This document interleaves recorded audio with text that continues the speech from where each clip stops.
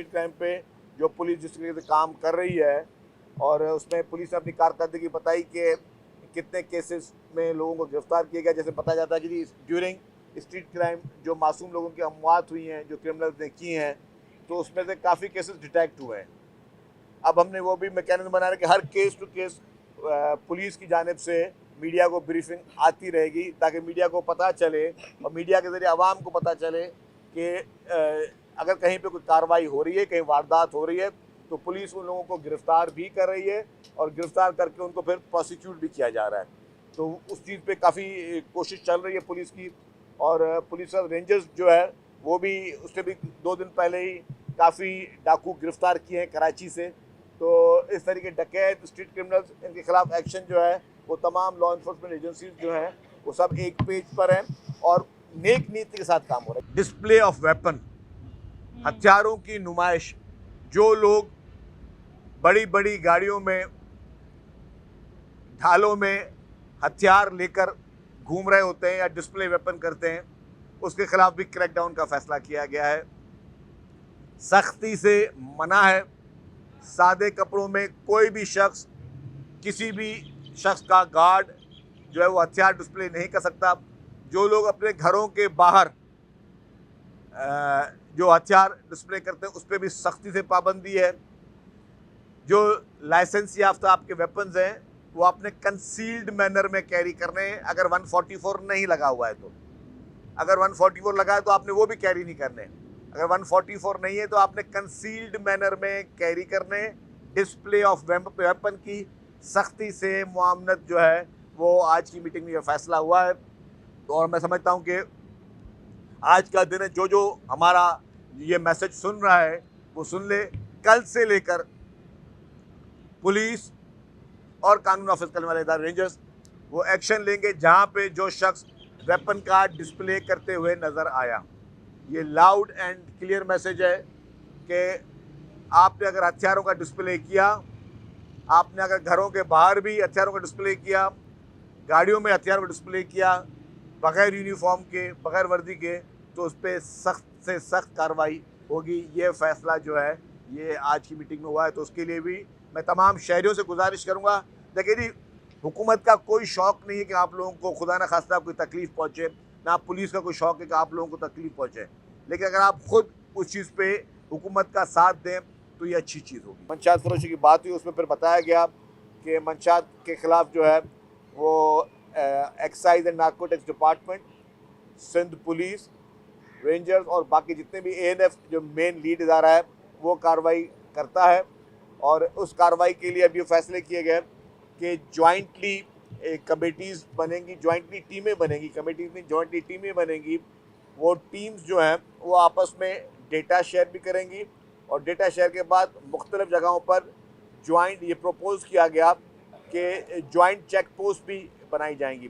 जितने भी border areas हैं सूबे के बॉर्डर एरियाज़ में मुश्तरका तौर पर ये प्रपोज़ किया गया है कि ANF, रेंजर्स, पुलिस और जो हमारी एक्साइज एंड नारकोटिक्स फोर्स है वो कुछ जगहों पर वो जॉइंट चेक पोस्ट होंगे और बाकी जगहों पर जहाँ पे कहीं पुलिस की चेक पोस्ट है पुलिस की होंगी, एक्साइज की होंगी, एक्साइज की होंगी।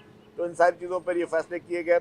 और जो इससे पहले अभी पिछले कोई 40-45 दिनों में वो ब्रीफिंग हमने दी कि जिस तरीके से एक्साइज एंड नारकोटिक्स डिपार्टमेंट ने जिस तरीके से मैसिव कार्रवाइयाँ की हैं और कोई 200 के करीब जो है अराउंड लोग जो हैं वो अरेस्ट किए गए हैं, मुख्तलिफ मंशियात जो है वो ज़ब्त की गई है और मुख्तलिफ तरीके से जो है उन लोगों को जो है वो चालान किया गया है। और ये भी बातचीत हुई कि उनके स्पीडी ट्रायल के लिए, क्योंकि काफ़ी रिपीट ऑफेंडर्स हैं जो कि ये 7-7, 8-8 साल से इस कामों में मुख्तलिफ औकात में अरेस्ट भी हुए हैं और फिर वो जो है वो ज़मानतों पे रिहा भी हो जाते हैं। इसी तरीके से इलीगल इमिग्रेंट्स जो है उसके लिए भी बातचीत हुई। मंशात में 1-2 पॉइंट्स ज़ेर गौर ले आऊँ आपके लिए। हम कुछ कानून साजी मज़ीद करने जा रहे हैं जिसमें जो उन लोगों को ख़ास तौर पे टारगेट किया जाएगा कि जो लोग तालीमी इदारों में मंशियात सप्लाई कर रहे हैं, जो यूनिवर्सिटीज़ में मंशियात सप्लाई कर रहे हैं और कुछ लोगों को घरों में होम डिलीवरी भी जो है वो मंशियात की कर रहे हैं।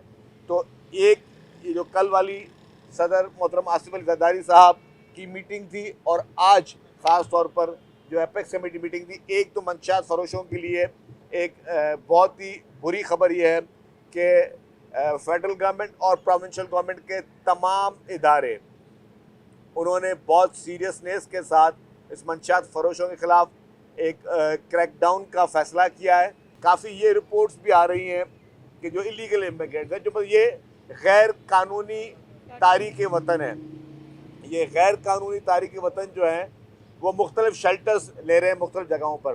तो जहाँ जहाँ पे गैर कानूनी तारीक वतन शेल्टर ले रहे हैं, उन जगहों की प्रॉपर मॉनिटरिंग का भी फैसला किया गया है, उन जगहों की प्रॉपर मॉनिटरिंग भी हो।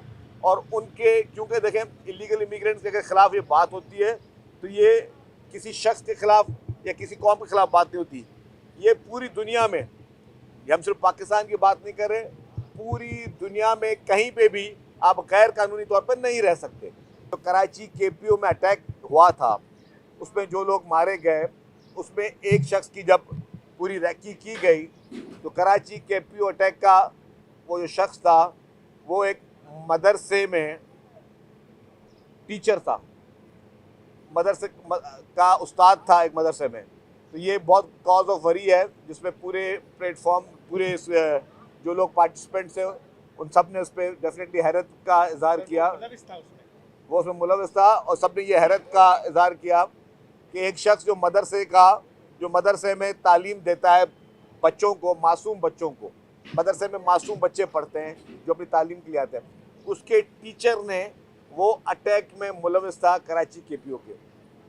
तो इस पर शदीद तशवीश पाई गई और डेफिनेटली कोई भी शख्स, ख़ास तौर पे दहशतगर्द तो दहशतगर्द होता है, लेकिन अगर कोई ऐसा शख्स दहशतगर्द जिसने इतना बड़ा अटैक आपके सूबे के एक अहम इदारे पे किया हो और उसका ताल्लुक़ पता चले कि वो किसी मदरसे का उस्ताद था, तो ये इसका मतलब किस तरीके की तालीम जो है वहाँ पे स्टूडेंट्स को दी होगी।